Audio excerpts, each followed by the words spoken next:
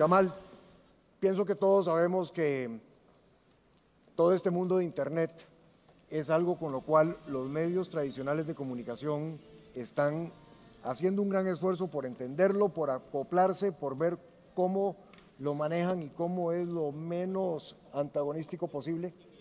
I'm sorry. I understood most of it, but English would be better. Thank you. I'm so sorry. So, Kamal, most of us have a good vision of the fact that Internet is one of the most disruptive things that has happened for traditional media groups. Absolutely. You're at that intersection. You're working to discover how to cope with this situation where, from what we see, there are no recipes, there are no paths that one can point to, but there's a lot of exploration. Please lead us through that world of exploration. Thank you very much, Jose Maria. So, as Jose Maria said, and first, thank you for having me here in this wonderful place, in this wonderful conference. Prisa is obviously, as you can see from the boards, a very proud sponsor of La Red Innova. La Red Innova is the biggest technology conference for the Spanish world, and we're the biggest Spanish technology media company, so it makes sense that we would be sponsors together. But the issue you raised is really the key issue at hand, the intersection of innovation and traditional media, and this is very hard. It is disrupting every traditional media company on the planet, and it's becoming very challenging for those of us that are on the traditional side to deal with those rapid changes. And there is no reference point. There's no magic solution. There's no silver bullet. And there's no reference point. There's no reference player. You cannot find in the world a traditional media player that has managed this transformation and has become all digital. When I mean all digital, I mean the way they create the content, if that's all digital, digital first, and then the way that the content is distributed, whether that's all digital. There are some all-digital new media companies, but there are no all-digital traditional media companies. And that's what I want to talk about today, because I want to talk about why it's so challenging for us in the traditional world to deal with this innovation and to move at that speed, because the reality is all of these things in new media have not cost a lot of money, and they've been able to get global acceptance. But none of the traditional players have actually launched those things. They have copied those things. But before I get to those challenges and issues, I have a lot of content today. I'm going to go through it very quickly. A lot of them are pictures. Let's look at 3 market trends. The first trend is this increasing integration of devices and the explosion of devices, going from 2 billion cell phones today, a fraction of that being smartphones, to 10 billion connected devices by 2020, which are more than just phones, but many other devices, like the tablet, for example, video game consoles, are all getting more and more connected. You'll have more mobile users than traditional users in just a few years. And I think it'll happen faster than this slide shows. I think we'll maybe do this 1 year faster than 2013, because as fast as PC growth was, mobile growth has gone even faster, and it shows no sign of stopping. Another interesting trend is the ability to compress a video signal into a high definition signal with less than 1 megabit per second, which allows us to consume quality content, which was the most challenging, was video content because of the bandwidth. We're able to consume it on mobile devices anywhere on the planet. As long as you have a cell signal, you can watch an HD show. So the question first is, why has traditional media been left behind? And why are we behind on accepting these things and launching great new businesses like social media or couponing or many of the other things that you read about? Pandora. And the reason is this: because we didn't see the change coming. We ignored the leading indicators of change, because those leading indicators of change were not something that was on the radar of traditional media. The leading indicators of change had to do with technology and consumer behavior, but we were not monitoring those. We were monitoring the indicators of our own media, our press, TV, radio, education businesses, and anything else that traditional media produces. That's what we were monitoring. And in the background, there was this big new thing and a new way for people to consume content that we didn't pay attention to. That's one reason.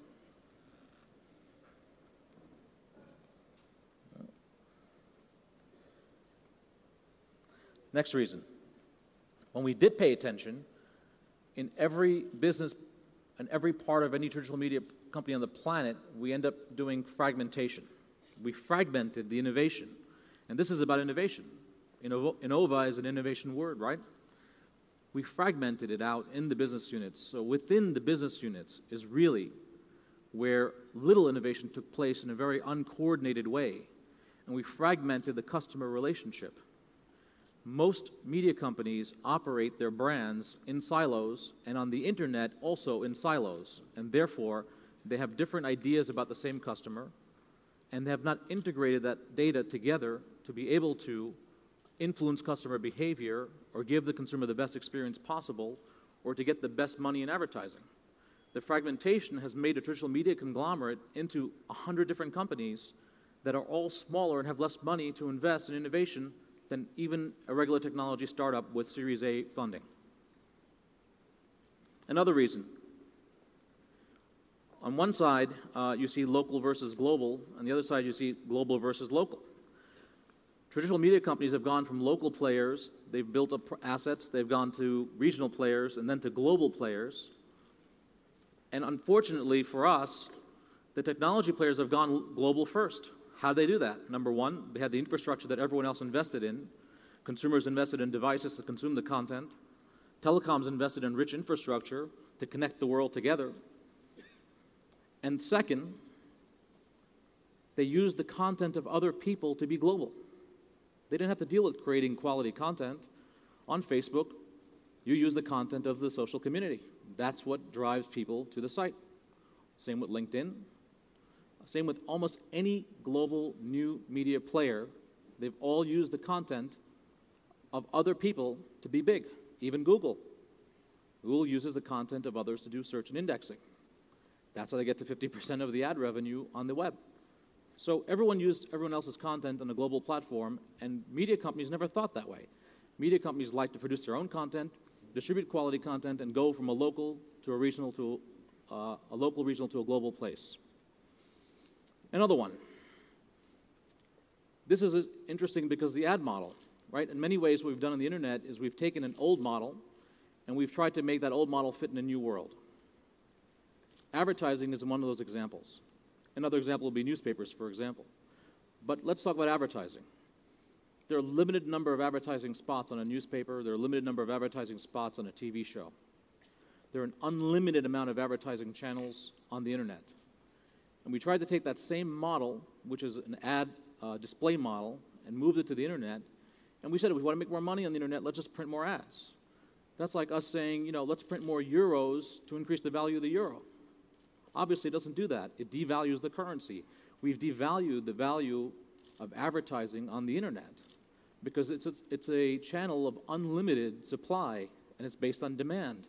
And putting 20 more advertisements on a web page is not going to get you 20 times or even 2 times the advertising.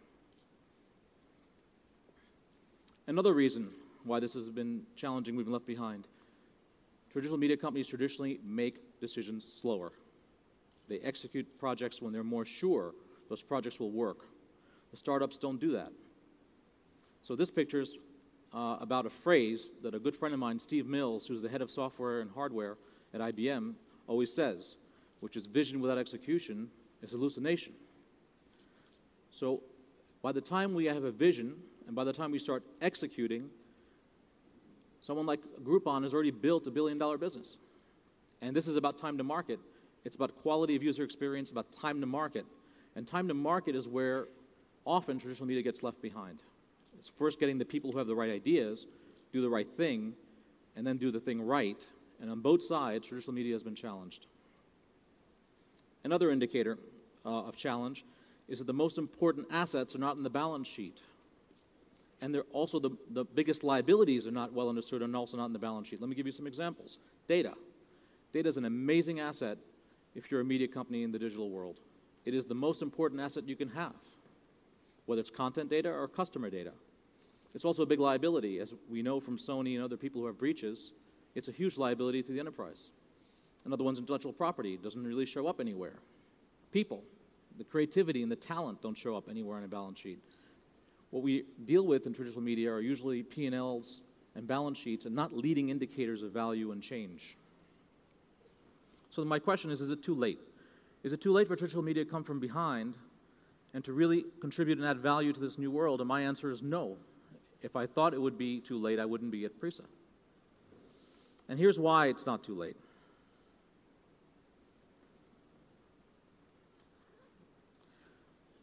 Number one, we have quality content. The big players have social content or the content of other people. And while that was very important in the beginning phases, the beginning years of the internet, I think what people will need as they move from traditional to digital outlets is that quality content. And a lot of traditional media companies produce that quality content on their own. In El País, we make our own content. In As, we make our own content. In education, we make our own content. In radio, we make our own content. That's quality content. We know people like it because we have over 50 million regular consumers of our media, whether it's online or offline. So we know that there's a demand for that content. So that's one reason why I think it's not too late.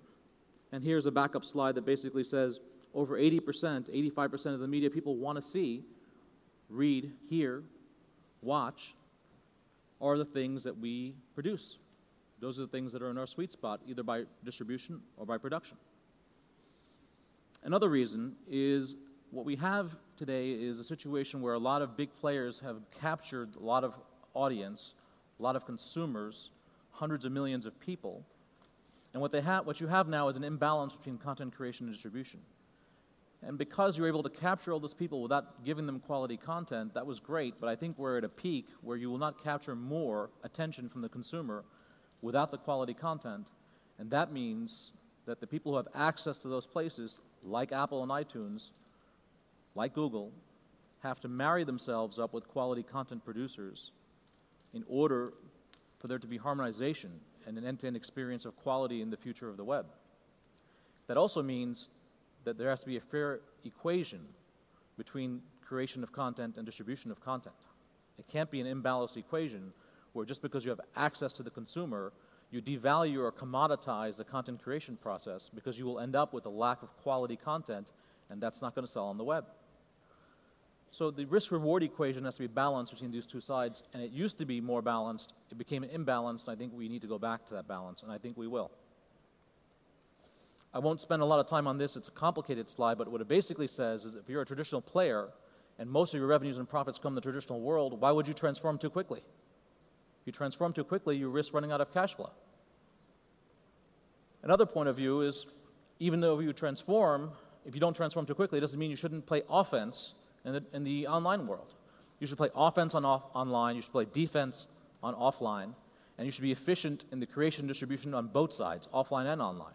And if you can play those three games together of offense, defense, and efficiency, you have a very good shot of transforming. And those are the three things we're focusing on at Prisa. So let's talk about a little bit of the reinvention of traditional media. What do we really have as assets? If we look at it from a non-silo, non-distribution-centric point of view, a consumer-centric point of view, what do we have as assets? We have audience, we have company relationships, and we have content. With these three things, our view is let's create new lines of business, new business models in order to be more digital and play offense on digital.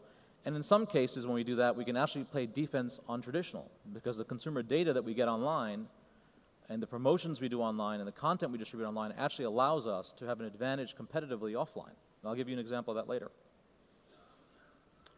But when you do this, you need to have the right platform. I'm showing you these 4 pictures because I actually do a couple of these things. I won't mention which ones. But the bottom line here is risk-return. Different people value risk in a different way, and the returns from those experiences in a different way. And traditional media has not valued digital media until a couple of years ago. So that's a risk-return issue of how do you change the culture of the organization to focus on something completely brand new that they never valued before. Especially since people always ask you, well, where's the money? And the money is not always there the way you expect it in digital media. The equity values are there because people expect the value will show up. But the actual numbers don't prove value. You have that with Groupon with losses. You have that with Pandora with losses. You have that with a lot of big players that are just getting a lot of revenues and have not shown a sustainable business model. The other thing this shows is that these 4 things require a platform that's integrated, not the scattered innovation you saw earlier, but an integrated platform to get the results to achieve what you want to achieve. And the same platform doesn't achieve every kind of result. It has to be architected for the outcome. And we are architecting one at Prisa for that outcome. This is just an example of our media framework that says, let's find what the common problems and needs are across press, TV, radio, and education, and some new digital businesses, and let's build common components. Let's build the e-commerce component once. Let's build a customer database once. Let's build the content platform once. Let's build VOD once. Let's build mobility publishing once. I mean, the recommendation engine, the analytics. Every part of the business needs all of these things. Why would we build it 4 times? Not only is it going to cost more money, it will not be integrated. And if we don't have an integrated view of the customer, we're in a worse position to have any kind of meaningful relationship over a long period of time with that customer. We also have extra costs in both the production and distribution of content. So we're building that platform, which becomes the digital printing press, the digital publication, distribution, monetization platform. And we said to the business units and press, TV, radio, education, you control the creation process, you control the brand. When it comes to distribution, we're going to go through a common process. And that drives this kind of a result because a website is not a website. If we look at the differences in advertising alone being more performance-oriented rather than CPM and display-oriented, what you realize is in order to meet that next thing, in order for you to have a result, you need a platform that's architected to deliver that result, just like those 4 pictures, and you need to understand customer data, and you need to be able to drive dynamic offers and instant communications with the customer, because what are the layers of a customer, where they are, right? More and more mobility, geocentric becomes a very big deal. Location-based services become a very big deal. Who I am, why would you show me a picture of a dress? I'm a guy. Then, what are my friends buying? And what are my friends doing? That's a social component. Then, what's my purchasing history? What's my consumption history of content? That's a historical indicator. What am I looking at now? That's a contextual indicator. There are many layers, and I can think of at least 5 that have to be sequenced in a very particular way to be able to get the best result where the customer understands that you know them and they value that relationship. An example where we played with rethinking news is the El País iPad application, which is one of the highest rated news applications in the world, not just in Spain. It is the #1 rated iPad application in Spain. And we said, you know, let's put blogs and multimedia, pictures and videos on the left. Let's put quality content in the middle. We have something called Ultima Hora, which is a Twitter-like platform where journalists can give instant information to what's happening to the public. And for fun, we put a radio button on the bottom left because we said, you know, many people read a newspaper in the morning and they listen to radio, so let's just put the radio button there. We own 1,270 radio stations. So we put Los 40, which is music, and Cadena Ser, which is talk radio, on the iPad application so we can drive a multimedia information experience.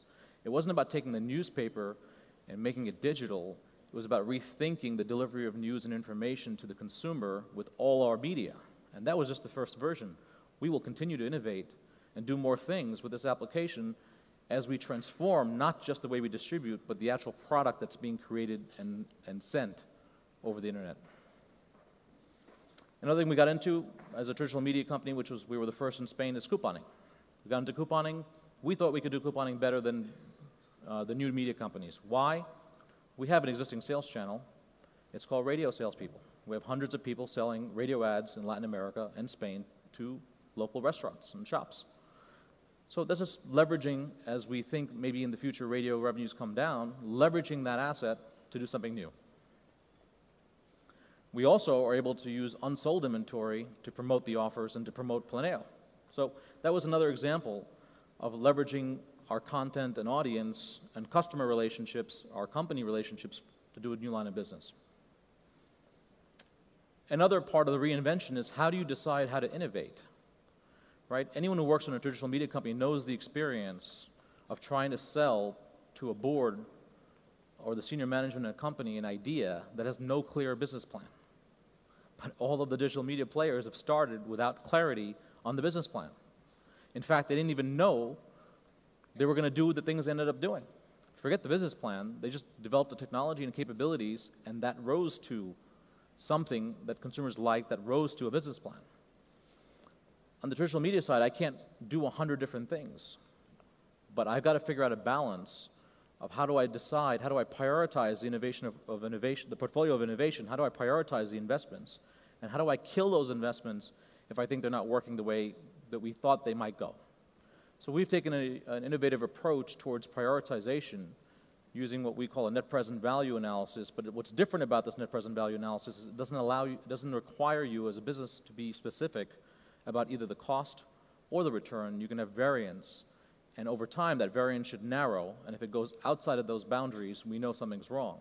But we allow some degree of uncertainty when we innovate. So some closing thoughts.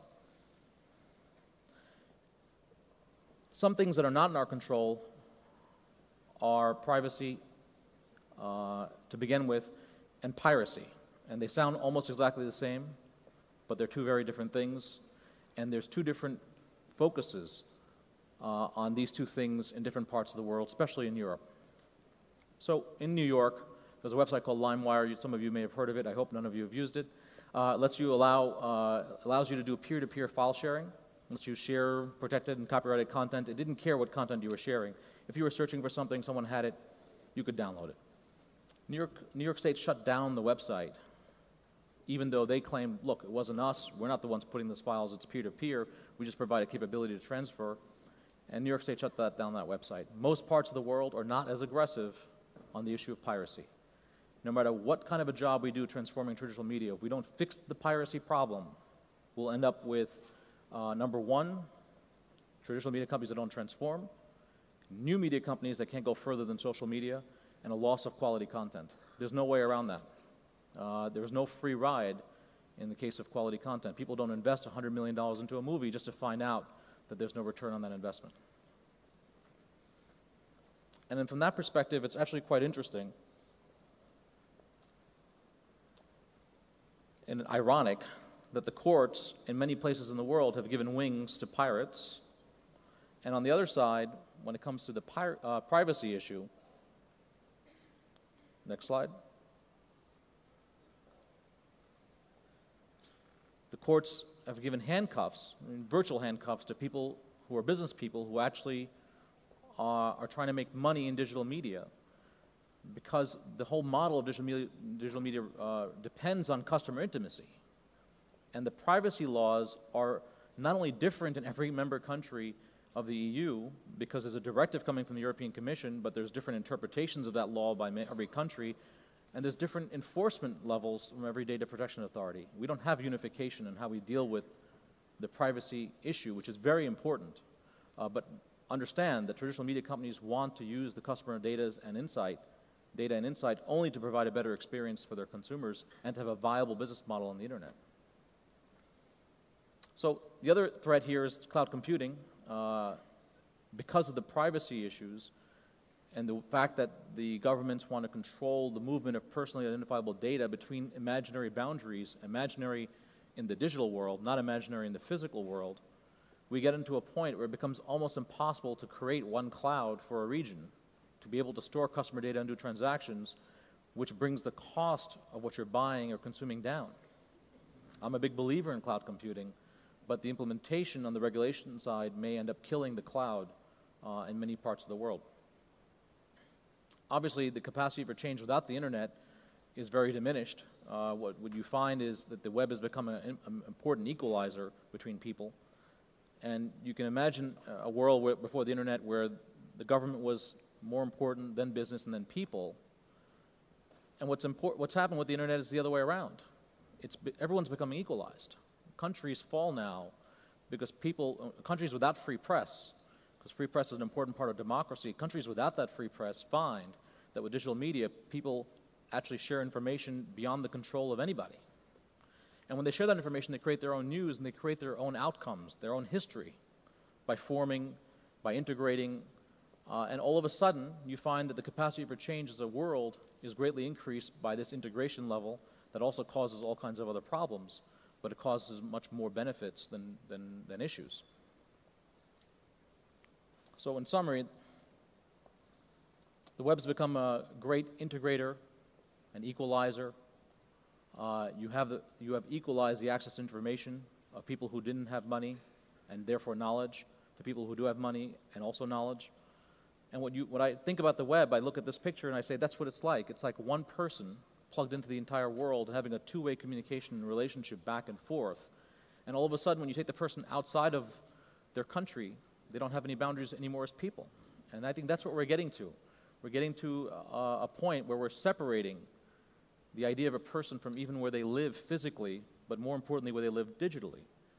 And when we talk about Facebook being the third largest country in the world, we're talking about that, a population of digital people that have opinions, ideas, and values that form on their own. Thank you very much for your time.